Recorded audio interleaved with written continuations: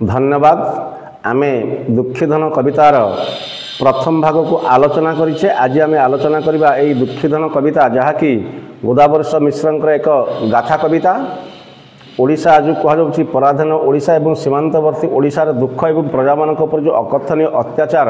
राजांकर किभଳି भाबरे राज्य रक्षा करिवार चिंता एवं एथिमध्यरे दलैंकर मृत्यु परे तांको पो दुखीधन किभଳି भाबरे वीर पराक्रम देखाई समर भूमि को अवतीर्ण होइछंती एवं राजांकर चिंता बढ़िछि। आमे निश्चित भाबरे यार प्रथम भाग आमे अष्टम स्टांजा पर्यंत आलोचना करथिले। एबे नवम स्टांजा ठारु मध्ये आलोचना करिबा। नवम स्टांजा यथाक्रमे कुहा जाइछि जाई दुखीधन मांको आगरे करई दुखीते अळी राइजर मान संपद मालो सकल जाउछि सरी। वास्तविक बड़ चिंतार कथा। माँ आगरे दुखीधन कही बापा मृत्यु पर किभଳି भाबरे शत्रु सैन्य माने ए राज्य को मारी आसुछंती एई सुनागढ़ अंचल को एवं आम राज्यर मान संपद चलीजिवो। पुणी कही बैरी सैने एड़े बलियार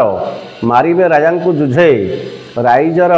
गादी खाली तो होइब माड़ी से बसिबे निजे। निश्चित भाव में बैरी सैन्य शत्रु सैन्य माने तो बहुत बलवान से माने युद्धरे राजा को परास्त करी मारिदेवे एवं ये राज्य को करगत करेंगे। यह कहुच्छी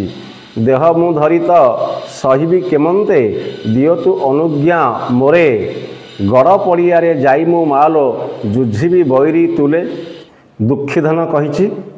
जे मु देह धरी यह सही पारिबे नहीं माँ ये जो गड़ पड़िया से गड़ पड़िया मु निश्चित भाव में शत्रु सैन्य मान सहित युद्ध करी यह कहते निजे दुखीधन। दशम पदरे कहुच्छी शुणी काने माँ पुओ अली तुंडे कथा न पारती कही श्रावणर नदी पराए नेत्रुलो जाए लुहधार बोही। 10 मास गर्भे धरी थिले परा सही ए जगत दुख सबु तो सरीची एते बेलकुल जीव पुओटीर मुख। तेणु माँ पुओर कथा शुणी निश्चित भाव में कानर हाथ देले एवं से कहले जे तांका चक्षुरु निश्चित भाव में श्रावणर बारिधारा पर लुह बहिबाक लगिला। से कहले 10 दिन 10 मास तो मु गर्भर तुमको धारण करी एवं मु भावुची सतरे जेमिति एई मुह एई जो कहुच्छे पुओ दुखीधनर मुह देखी बंची मु ताकू मध्य हरेइबी। यह से कहते जीवंते ताकू से पारिबे केमंते पेशी जमदूत आगे एकथा अंते कि कांदी कहती लो बिही लेखिथिला भाग्ये। से विधाता को निंदा करुछंती बिही की निंदा करुछंती दुखीधनर माँ। कारण ए पुओ युद्ध को जीव आ बापांक भली मध्य यह वीरगति को प्राप्त हब। यह से कहते उठी शेषे माँ धइले पुओरे आबरे कोल को आनी थापी गाले ओठ चुंबी आबरोलो नेत्रु बुहाइले पानी। ता गालरे एवं ओठरे घन घन चुंबन देले स्नेहरे माँ। गिरस्तंक जुझ सज काढ़ी जत्ने पुओ को देले पिंधाई तांकरी भुखिला खंडा फारसालो देले पुओ पाखे थोई। जो गेरस्थ बोली कह गिरस्थ बा दलई तांकर जो युद्धर साज सरंजाम थिला से पुओ को पिंधेई देले खंडा एवं फारसा ताकू देले। आसीथिले जेबे पहली पाली से थिले आनी धनुसर से ही धनु एबे सर संगतेलो देले काढ़ी पुओ कर। धनुसर जो पहली पाली रे से सांगरे धनुसर नहीं कि जाइथिले एवं सेही सज काढ़ी से पुओ को देले एवं युद्ध बेसरे किभଳି भाबरे पुओ को सज करुछंती माँ निजर गड़ रक्षा करिया पई। यह निश्चित भाव में ए देशर ए राज्यर एक वीरत्वर कहानी जो माँ वीर बेसर निज पुओ को मध्य सजै दिए। यह कहुच्छी वन दुर्गा को माँ जुहारिले जाई सेकुल इष्ट देवती कहिले पुओ को जुहार बाबूरे पुओ कला प्रणयपाती। निश्चित भाव में से वनदेवी को प्रणाम कले एवं पुओ को कहले मध्य वनदेवी को प्रणाम करने आनी आज्ञा माल पुओ बेके माँ पिंधाई देले कतही कपाल बांकिले सिंदूर टोपिलो जली दिशे दाऊ दाऊ। से निश्चित भाव में माँ जो वन दुर्गांकर आज्ञा माला आनी पुओ बेकर पिंधई देले ताहा सुंदर भाव में देखा दाऊ दाऊ देखा पुओर गलार। यह कहुच्छी पिंधि वीरवेश दुखीधन आज सुंदर दिशई अति बुकु दाऊ दाऊ पड़े माँ लोतेके जाऊँची तिंती। वीरवेश पिंधि किभଳି भाव सुंदर देखा जाउछंती एई दुखीधन एवं माँ आखिरे किंतु असरंती लुह। 10 पदरे यह कहगला। 11 पदरे कहुच्छी कंधकूल चंद्र इंद्र महापात्र बण रणपुर नर नाहा बैरी गंजणे पोछाए नाहिलो पथर करिछि हिया। कंधकूल चंद्र जे कंधकूलर चंद्र बोली जहाँ को कहुच्छे निश्चित भाव में अत्यंत पराक्रमशाली जहाँ ना इंद्र महापात्र रणपुर नरनाहा से रणपुर राजा जी शत्रु सैन्य मान युद्ध परास्त कर पारती। बाणपुरे आसे राजा पୟରେ शरण पशिछि नेकी सेराजन तहु बाट तापाइलो छाड़ी देइछन्ति लाकी। तेणु यही रणपुर राजा से बाणपुर आसी राजा पୟରେ राजा चरण रे पादरे शरण पशुंट से बाणपुर राजा बाट छाड़ी कहुई 70 सहसे आनी पाइक आसी बड़ाई करी भालेरी नासीरु चिलिका जाएल थाटेता अच्छा पुरी तेणु 70 सह पाइक को संगरे धरी सी आसी जो कहुच्छे रणपुर राजा इंद्र महापात्र एवं भालेरी नासी जो कहुच्छे चिलिका पर्यंत तांकर थाट तांकर सैन्य सामंत पुरी की अच्छा कहुई भालेरी घाटी से पारी होई गले नेबे जिणी सुनागढ़ कहे इंद्र महापात्र सही नेलो घाटी पारी होई चाल तेणु भालेरी घाटी जी कि सुनागढ़ सीमांत अंचल जदि से माने इंद्र महापात्र भालेरी घाटी को पारी हो जाती से निश्चित भाव में सुनागढ़ को निश्चित भाव में जय करेंगे एवं इंद्र महापात्र एथपाई सैन्य मानक पाइक मान आदेश दौरान यह कहुई 11 पदरे 12 पदरे कहगला सुनागढ़ अति छोटिया मूलक गंजाम राइज तले घाटी जगी नृप खजना तकल छाड़ पाई भले यही सुनागढ़ गोटे छोटिया अंचल गंजाम राज्यर सीमांतवर्ती अंचल तले बोली कहुई एवं घाटी को जगी करी नृप जो राजा से खजना छाड़ पाई कहुई कारण घाटी अंचल को से जगा रखा करुँच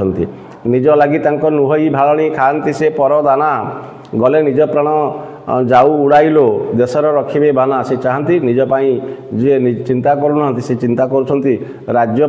चिंता कर समस्त प्रजा मान एथिपाई जीवन देवाक हम से प्रस्तुत अच्छा यही कथा कहुई कहुई सते कि बईरी पशिबे राइजे साधिबे भगारी पण बड़ गाँ सबू लुटिकी नेबेलो पोड़ो बगीचा बण सतरे बैरी बा शत्रु मैंने ये राज्य में पशिबे एवं भगारीपण साधन करी बड़ गाँ को सब लुटपाट करेंगे एवं बण बगीचा सब पोड़िकी छारखार करदे एवं परजा पाइक हाणीम निश्चित भाव में समस्त को से रक्त नदी में बुड़ेदेव एवं स्त्री कन्या एम समस्त को निरेख करदेव बैरी राज्य में रही हब ना से लगी कहती डाकी नरमणि के क्षेत्री अच्छी ये गड़े निज मुंड पानी छड़ाई जगिब घाटी द्वारा जाई भले सी कहती किए अच्छी क्षेत्री ये गड़े जे निज मुंड को पानी छड़ी ए घाटी द्वारा जगिब एथिपाई राजा समस्त को स्वागत करुँच आह्वान करुँच धरब मो छत्र टेकी सिरे तार बैरी जाणव निकी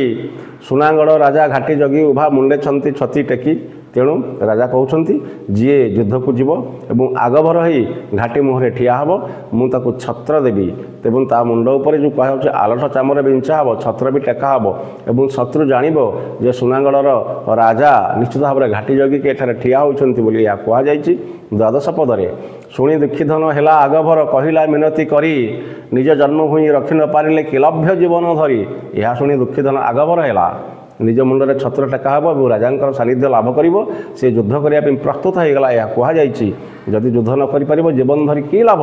महिमंडले कि चिरंजीव केवे होइछि केवल जन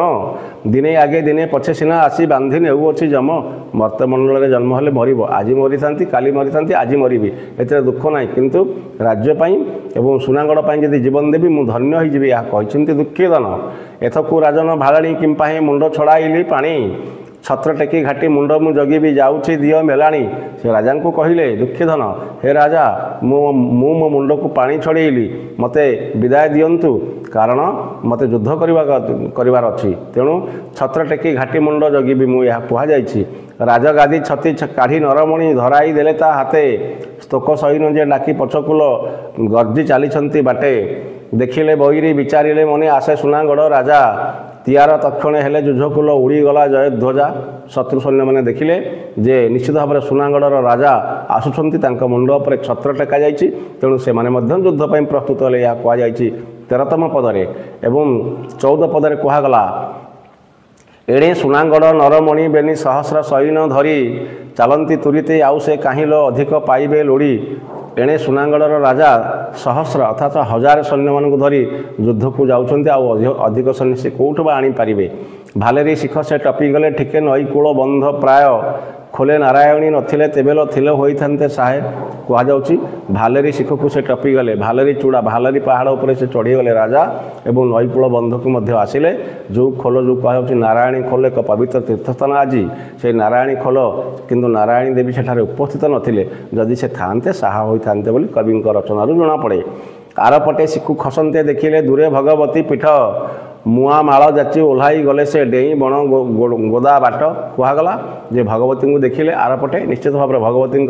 जो दिव्य मूर्ति आखि आगे उद्भाषित हो उठिला से मुआ माल जाचिले कारण भगवती अत्यंत श्रद्धा होची मुआ माल एथिपाई कहुई मानव रखिबू कही तुरी तेल गले से चिलिका कूले देखिले बईरी घाट द्वार पाखे रुंड होइछंती ठूले वास्तविक एवं से माँ को कहले हे माँ मोर मान रखिबू यह कही से खूब शीघ्र से चिलिका कूले कूले युद्ध करने चलिले राजा सुनागढ़ राजा एवं देखिले बैरी बा शत्रु घाटी द्वार पाखरे रुंड होइछंती पछु नरमणि चलाई सैन गले तीर बेगे माड़ी ज्येष्ठ मास आद्य मेघ परायल छाड़ी घड़घड़ी रड़ी निश्चित भाव में ज्येष्ठ मासर आद्य जमी मेघ घड़घड़ी रड़ी छाड़े से भाव में राजा पछरू सैन्य सामंत को चलाई युद्ध को मारिगले यह कहुई शह शह केते पड़ा बैरी मुंड छिड़ी भूई तले डर भय थके पशिले जाइल बण पर्वत खोले तेणु यही शत्रु सैन्य जो मैंने राजा प्रताप से सब भय निश्चित भाव में बण पर्वत खोल जा पशिले यह कहुई सतुरी सहु से रहिले 700 धनुषर धरी उभा भिड़ी कान पाखे बिंधुती कांडल कितांक कहिबी प्रभा निश्चित भाव में 70 सहरु से रहिले 700 एवं जो मैंने धनुषर धरी कान पर्यंत बिंधिले जो कहुच्छी प्रभा दीप्ति आहरी चमकिला डाकी पी पी सेकांड मानत बाजे महाकोपे जाई सुनागढ़ थाटू जन को जनल भूईरे पड़ती सोई तेणु शत्रु सैन्य मान प्रबल आक्रमण में सुनागढ़ थाट जो कहुच्छी निश्चित भाव में नष्टभ्रष्ट होगला एवं समस्ते शोईगले युद्ध भूमि यह कहुई रणपुर नर राण रही आगे युद्ध करुला निकी मारी मन करी छाड़ा सरल इष्ट देवता को डाकी निश्चित भाव में रणपुर राजा बोली आम जहाँ कहे जी कि बैरी भाव में युद्ध करने आसी सीए सर छाड़ा और इष्ट देवता को सुमरणा कला आउ से सर बाजिला दुखी धनर मुंडरे कहगला बाजिला शेषर दुखी धन मुंडे भाजिला कपाल भेदी धरी हाथे छत्र से दुखी धन लो पड़गला नेत्र मुदी रणपुर राजा एक सर दुखी धनर मस्तक बाजिला एवं से निश्चित भाव में तले पड़गले एवं छत्र सह जो कहुच्छी समस्त भूलुंठित है चक्षु मुदी होगला यह कहगला सुनागढ़ राजा मले बोली कला इंद्र महापात्र हुरी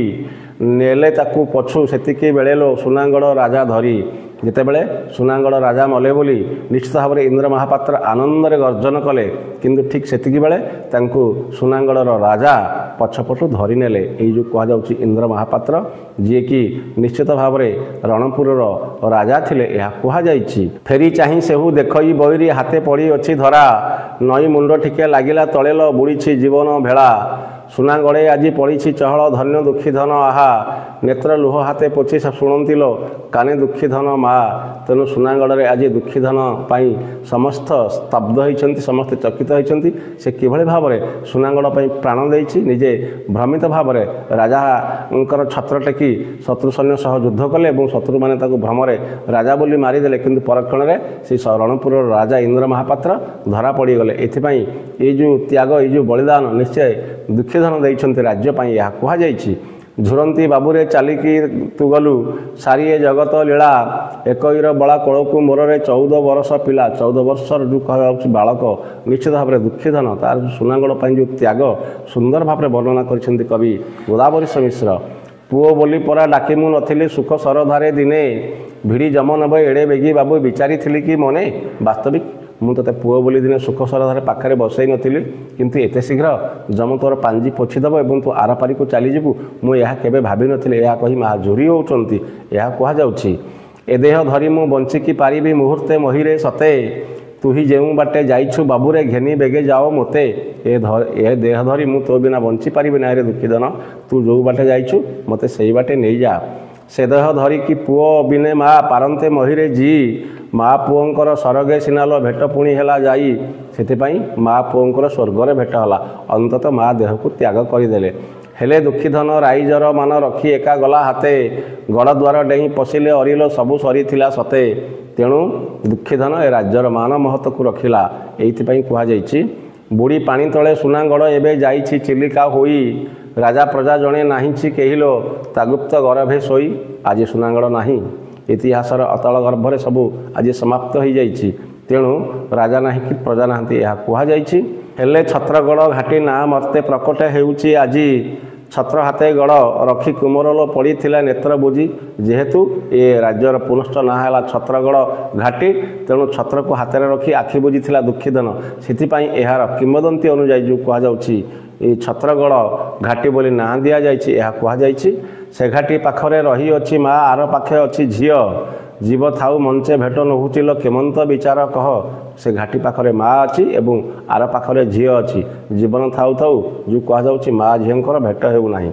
ମଧୁ ବାରିଷ୍ଟର ଚିତ୍ର ଲେଖି ଘରେ ରହିଛି ନାହିଁ କି ଦେଖି ଓଡ଼ିଆଣୀ ବେଶ ପିନ୍ଧିଛି ମାଲ ଝିଅ ତେଲେଙ୍ଗିଣୀ ନିକି ତେଣୁ ମଧୁ ବାରିଷ୍ଟର ଚିତ୍ର ଲେଖିଲେ ଯେ ନିଶ୍ଚିତ ଭାବରେ ମା ପିନ୍ଧିଛି ଓଡ଼ିଆଣୀ ଏବଂ ଝିଅ ନିଶ୍ଚିତ ଭାବରେ ତେଲେଙ୍ଗାଣୀ ବୋଲି ସେ କହିଛନ୍ତି ନିଶ୍ଚିତ ଭାବରେ ମଧୁ ବାରିଷ୍ଟରଙ୍କୁ ସମସ୍ତେ ଝୁରି ହେଉଛନ୍ତି ଗୁଣ କୀର୍ତ୍ତି ତାର ଗାଈ ମୁଁ ବସିଲେ ହେବ ପୋଥିକର ପାଠ କେଲୋଡ଼ି ପଢ଼ିବ କେଦେବ ଫିଙ୍ଗିଲ ଜାଣି କଟିଯିବ ବାଟ ନିଶ୍ଚିତ ଭାବରେ ତାଙ୍କର ଗୁଣ କୀର୍ତ୍ତି ଅପାର ଏହା କୁହାଯାଇଛି ବଡ଼ ହିନୀମାନ ଆମ ଘର ଦଶା ଶୁଣିଲେ ଫାଟଇ ବୁକୁ ଚଉଖଣ୍ଡ ହୋଇ ଓଡ଼ିଶା ଦେଶଲ ପଡ଼ି ହୁଏ ଦୁକୁ ଦୁକୁ ସେ କହୁଛନ୍ତି ବଡ଼ ହିନୀମାନ ଆମ ଘରର ଦଶା ଓଡ଼ିଶାର ଦଶା କାରଣ ଚାରିଖଣ୍ଡ ହୋଇ ଓଡ଼ିଶା କିଏ କେଉଁ ଆଡ଼େ କିଏ ମାନ୍ଦ୍ରାଜରେ କିଏ ବିହାରରେ କିଏ ପଶ୍ଚିମବଙ୍ଗରେ ଏଇଭଳି ଭାବରେ ମିଶିକି ରହିଛି ସେଥିପାଇଁ କବିଙ୍କର ଅନନ୍ତ ଦୁଃଖ ଏଥିପାଇଁ ସାମଗ୍ରିକ ଭାବରେ ଓଡ଼ିଆ ଭାଷାଭାଷୀକୁ ନେଇକି ଏକ ଅଞ୍ଚଳ ହୋଇପାରିନଥିବା ତାଙ୍କ ଏହି ଦୁଃଖୀଧନ କବିତାର ସ୍ପଷ୍ଟ ପ୍ରତ୍ୟାମାନ ହେଉଛି ଏହା କୁହାଯାଉଛି ଗଣ୍ଡିରୁ ପଡ଼ିଛି ଛିଡ଼ି ମୁଣ୍ଡ ଠାବେ ପାଦ ପଡ଼ିଅଛି କାହିଁ ହାତ ପୁଣି ଆନେ ଗଡ଼ୁଛି ସଢ଼ିଲୋ ନେତ୍ରେ କି ନ ଦେଖ ଚାହିଁ ଗଣ୍ଡି କେଉଁଠି ମୁଣ୍ଡ କେଉଁଠି ପାଦ କେଉଁଠି ଓଡ଼ିଶାର ତେଣୁ ସାମଗ୍ରିକ ଭାବରେ ସେଥିପାଇଁ ସେ ଗାଇଥିଲେ ଯେଉଁ କୁହାଯାଉଛି ଉତ୍କଳ ଗୌରବ ମଧୁବାବୁ ନିଶ୍ଚିତ ଭାବରେ କହିଥିଲେ ମା ମା ବୋଲି କେତେ ମୁଁ ଖୋଜିଲି ମାକୁ ପାଇଲି ନାହିଁ ଭାଇ ଭାଇ ବୋଲି କେତେ ମୁଁ ଡାକିଲି ନଦେଲେ ଉତ୍ତର କେହି ଏଥିପାଇଁ କୁହାଯାଇଛି ବଣ ପର୍ବତ ନହି ପଦାବିଲେ ଡଉଲ ସରଗ ପ୍ରାୟ ଆମ ଓଡ଼ିଶାଏ ଜନମ ଭୂଇଁଲ ହେଜୁ ମନେ ଥିବ ଥଏ ସେହି ସେ ଜନମ ଭୂଇଁ ମା ଆମର ଦଇନେ ପଡ଼ିଛି ଆହା ପୁଣି କାନ୍ଦି ତଳେ ଲୋଟନ୍ତି ଦୁଃଖେଲ ଦେଖିକେ ହେଉଛି ସାହା ଜି ଥିଲେ ସେଇ ଗଞ୍ଜାମ ରାଇଜ ପାରିକି ଥାଆନ୍ତା ସହି ଏବେ ତାଙ୍କ ପୁଅ ରାଜୁତି କରିଲ ରହନ୍ତି ତୁନିଟି ହୋଇ ହାକିମ ହୁକୁମ ଲୋଡ଼ି ଧୂପ ଦୀପେ ପୂଜନ୍ତି ଭକତି ପଣେ ଲକ୍ଷେ ପ୍ରଜାଙ୍କ ମଉଡ଼ ମଣିଲ ବୁଝି ନ ପାରନ୍ତି ମନେ ଏଥିପାଇଁ କବିଙ୍କର ଘୋର ଖେଦୋକ୍ତି ନିଶ୍ଚିତ ଭାବରେ ଓଡ଼ିଶାର ଦୁର୍ଗତି ଓଡ଼ିଶାର ଦୁଃଖ ଓଡ଼ିଶା ପ୍ରଜାମାନଙ୍କର ଯେଉଁ ଅସହଣୀୟ ଦୁଃଖ ତାକୁ ଦେଖି ନିଶ୍ଚିତ ଭାବରେ କବିଙ୍କର ଚିତ୍ତ ଅତ୍ୟନ୍ତ ଦ୍ରବୀଭୂତ ହୋଇଛି ଏବଂ ସେ ଦୁଃଖରେ ଏ କବିତାକୁ ଲେଖିଛନ୍ତି ଦେବତା ବୈଷ୍ଣବେ ନାକ ଟେକୁଥାନ୍ତି ବୈରୀ ଧରନ୍ତି ଚିତେ ଦେଉଳ ମଣ୍ଡପ ବାପ ଅମଳୁଲ ଭାଜି ପଡ଼ୁଅଛି ଯେତେ ତୋଳାଇ ନର କରନ୍ତି ଅଛବ ନାଁ ଅନୁରୂପେ ଡାକୁ ରାଜା ହୋଇ ପର ଫିଙ୍ଗିଲା ଧନେଲ ଫୁଲାଇ ଚାଲନ୍ତି ବୁକୁ ନିଶ୍ଚିତ ଭାବରେ ଦରବାରେ ବସି ମସୁଦା କରନ୍ତି ସାଇ ବସୁବାଙ୍କ ତୁଲେ ପେଟେ ବିଦ୍ୟା ଥିଲେ କଥା କଥା କେଲ ସଢ଼ିକି ନ ଯାଆନ୍ତେ ଡରେ ନିଶ୍ଚିତ ଭାବରେ ରାଜାଙ୍କୁ ଏଠି ତୀବ୍ର ସମାଲୋଚନା କରାଯାଇଛି ଜାଣିଥିବ ଘୋଷି 60 ଷୋଳକ ପଢ଼େ ପଞ୍ଜୁରୀରେ ଶୁଆ ବିରାଡ଼ି ଦେଖିଲେ ବୁଦ୍ଧିକି ସ୍ଫୁରେଲ ହୋଇଯାଏ ଅଚ୍ଚା ବୁଆ ତେଣୁ କୁହାଯାଉଛି 60 ଶ୍ଲୋକ ଜାଣିଥିବ ଅଥଚ ପଞ୍ଜୁରୀ ଭିତରେ ଶୁଆ ଭଳି ସେ ରାମନାମ ଗାଉଥିବ ଏବଂ ବିରାଡ଼ି ଦେଖିଲେ ତା ବୁଦ୍ଧି ସ୍ଫୁରିବ ନାହିଁ ଏଇଥିପାଇଁ ସମାଲୋଚନା କରିଛନ୍ତି କବି ଯାହାଙ୍କର ବୁଦ୍ଧି ଅଚାବୁଆ ହୋଇଯାଏ ବୋଲି ମଧ୍ୟ ସେ କହିଛନ୍ତି ବୋଲନ୍ତି ପରଜା ପାଖେ ସିନା ରଜା ନିଶ ମୋଡ଼ୁଥାନ୍ତି ବାଙ୍କେ ଶାର୍ଦୁଳ ହାବୁଡ଼େ ପଡ଼ିଗଲେ ଯାଇଲୋ ଶିଆଳ ବୋଲନ୍ତି ଠିକେ ରାଜା ପ୍ରଜାମାନଙ୍କ ଆଗରେ ନିଶ ମୋଡ଼ନ୍ତି କିନ୍ତୁ ଶତ୍ରୁ ରୂପକ ଶାର୍ଦୁଳ ହାବୁଡ଼େ ପଡ଼ିଗଲେ ସେ ନିଶ୍ଚିତ ଭାବରେ କେଉଁଠି ଆତ୍ମଗୋପନ କରିବାକୁ ମଧ୍ୟ ବାଟ ପାଆନ୍ତି ନାହିଁ ପରଜା ରକତ ଟୋପା ଟୋପା ଦେଇ କିଣ କଳା ଧୂଆଁ ଗାଡ଼ି ମହୁରୀ ବଜାଇ ଗାଁ ବନସ୍ଥଳ ଅଙ୍ଗେ ଯାଉଛନ୍ତି ଚାଲି ପ୍ରଜାମାନଙ୍କୁ ଶୋଷଣ କରି ରାଜାମାନେ କିଭଳି ଭାବରେ ଗାଡ଼ି ମଟର ଚଢ଼ି ବୁଲନ୍ତି ଏବଂ ମହୁରୀ ବଜାଇ ଗାଁ ବନସ୍ଥଳରେ ବୁଲନ୍ତି ଏହି କଥା କୁହାଯାଇଛି ଦେବାର୍ଚ୍ଚନ ତ୍ୟଜ କରି ପରପାଦ ଧରି ରହୁଛନ୍ତି ସୁଖେ ରାଣୀ ହାତରଙ୍ଗା ଫିଙ୍ଗି ମଣୋହିଲ ଅମେଧ୍ୟ କରନ୍ତି ଥୋକେ ଯିଏ ଦେବାର୍ଚ୍ଚନାକୁ ପୂଜା କରନ୍ତି ନାହିଁ ଦେବାର୍ଚ୍ଚନା କରନ୍ତି ନାହିଁ ଦେବତାଙ୍କୁ ପୂଜା କରନ୍ତି ନାହିଁ ରାଜାଙ୍କୁ ସମାଲୋଚନା କରାଯାଇଛି ଏବଂ ରାଣୀଙ୍କର ହାତରନ୍ଧା ଖାଦ୍ୟ ମଧ୍ୟ ତାଙ୍କୁ ସୁଖ ଲାଗେ ନାହିଁ ଯେଉଁ କୁହାଯାଉଛି ସେ ଅମେଧ୍ୟକୁ ଭୋଜନ କରନ୍ତି ଧର୍ମ ଯେତେ ଖୋଜି ଲେଖିଗଲେ ପୋଥି ଥୁଆ ହେବ 100 ଚିତ୍ରଗୁପ୍ତ ଦଣ୍ଡ ବିହିଲା ବେଳେଲୋ ପଢ଼ି ଜାଣିନେବେ ଥଏ ମରି ଯାଇଛନ୍ତି ମର୍ଦ୍ଦରାଜ ରାଜା ଦୋଷୁ ହୋଇଛନ୍ତି ପାରି ହେଲେ ଯାଇଛନ୍ତି ଲକ୍ଷେ ମଉଡ଼ଲ ଅଲଭ୍ୟ କରଜ କରି ପୁଏ ତାଙ୍କ ଏବେ ନ ଶୁଝି ପାରିତା ରଖନ୍ତି ଗୋରା ପାଞ୍ଜିଆ ଭାରିଜା ଆଳୁତା ଚିହ୍ନନ୍ତି ଲୋକେଲୋ ଭୋକେ ନ ଧରନ୍ତି ନା तेबे डरी डरी रहंती राइजे दैन सहंती केते गुहारी कागे करिबे जाइल पिठी फाटी जीव बेते काहाकू गुहारी करबा ए राज्य रे निश्चित भाव में राजा आउ फिरिंगी समस्त एकाकार जो माने प्रजा अवहेलित प्रजा मान दुख दैन्य शुणा प्रस्तुत नुहति आउ जी भी गुहारी करिवो निश्चित भाव में बेतरे ता पिठी फाड़ फाड़ हो बोली कवि अत्यंत दयनीय भाव में चित्र एठारे उपस्थापन करिसंती। छत्रगड़ घाटी मुंडे तो बसी खोले मा नारायणी दियो होइथले बुझिब पिलेगो कि दुखे नाहंती पुणी। छत्रगड़ घाटी जो कहुच्छी जो ऐतिहासिक छत्रगड़ घाटी ता मुंडे बसी खोलोरे नारायणी जो कहुच्छे नारायणी खोलो नारायणी खोलो बोली एवं से दियो जदि होइथिबे से निश्चित भाव में बुझिबे तांका पिला माने कि दुख दुर्दशारे कालातिपात करुछंती। दुखी धन बुकु रखते जे माटी रंग होई अछि दिने सरगु बड़ से दैने तहिंगो बंचेकी रखिब जणे। दुखी धन जो चरित्र पाई जो शिरोनामा निश्चित भाव जो शीर्षक कविता से दुखी धनर छातिर रक्त ए माटी रंग हो जाइए छत्रगड़ घाटी तेणु स्वर्गरु से बड़ एक को समस्ते जानिबा दरकार। मंचपुर मर्त्यपुर एभली भाव में महापुरुष जन्म हवा निश्चित भाव में विरल जे माटी पाई जीवन दे पारे। वास्तविक दुखी धन कविता एक चमत्कार कविता एवं गाथा कविता कवि गोदावर्ष मिश्रंकर यह एक अनवद्य सृष्टि एवं विशेषकर पिलामानकर अनुरोध रे ए भिडियोटी करबा को हैला एवं परवर्ती समय आमे अन्यान्य कविता आलोचना करिबा। वंदे उत्कल जननी।